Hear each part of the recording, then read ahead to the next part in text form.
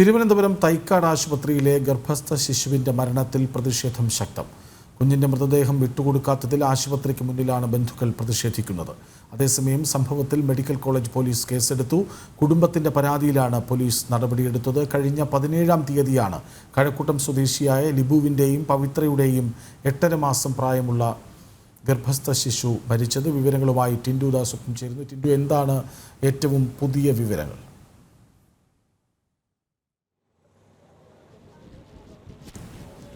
കൃഷ്ണരാജ്, ഞാനിപ്പോൾ നിൽക്കുന്നത് Thiruvananthapuram medical college ആശുപത്രിയുടെ മോർച്ചറിയുടെ മുന്നിലാണ്. ഈ മോർച്ചറിയുടെ മുന്നിലാണ് ഈ മരണപ്പെട്ട കുഞ്ഞിന്റെ പിതാവ് ലിജു കുഞ്ഞ് ശവപ്പെട്ടിയുമായിട്ട് പ്രതിഷേധിക്കുന്നത്. വളരെ വേദനാജനകമായൊരു കാഴ്ചയാണ് നമുക്കിവിടെ കാണാൻ സാധിക്കുന്നത്. കഴിഞ്ഞ 16-ാം തീയതിയാണ് ഈ ലിജുവും അതുപോലെ തന്നെ പവിത്രയും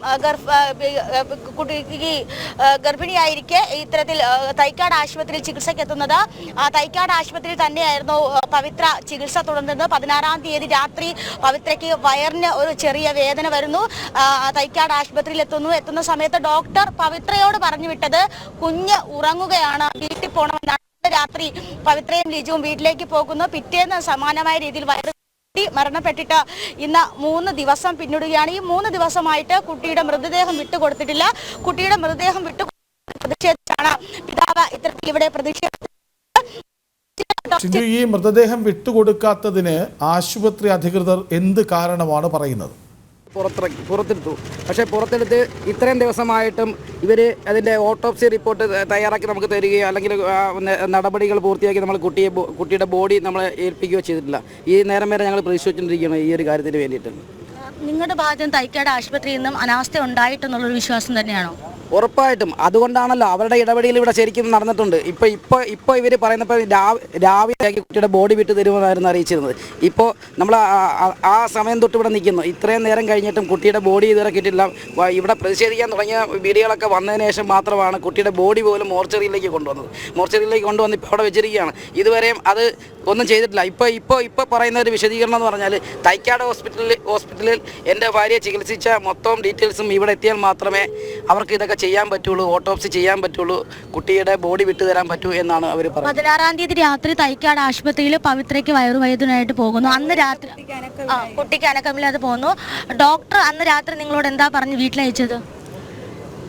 അന്ന് ഡ്യൂട്ടിയിലുണ്ടായിരുന്ന ഡോക്ടർ ഞങ്ങളോട് പറഞ്ഞത്, കുട്ടി രാത്രി ആയതിനാൽ കുട്ടി ഉറങ്ങുകയാണ്, നിങ്ങൾക്ക് വേറെ കുട്ടിയുള്ളതല്ലേ, നിങ്ങൾക്കറിയില്ലേ, നിങ്ങൾ മുമ്പ് പ്രസവിച്ചതല്ലേ, കുട്ടി രാത്രിയായാൽ ഉറങ്ങും, അതിനെ നിങ്ങളെന്തിനാണ് ഇങ്ങനെ പേടിക്കുന്നത്?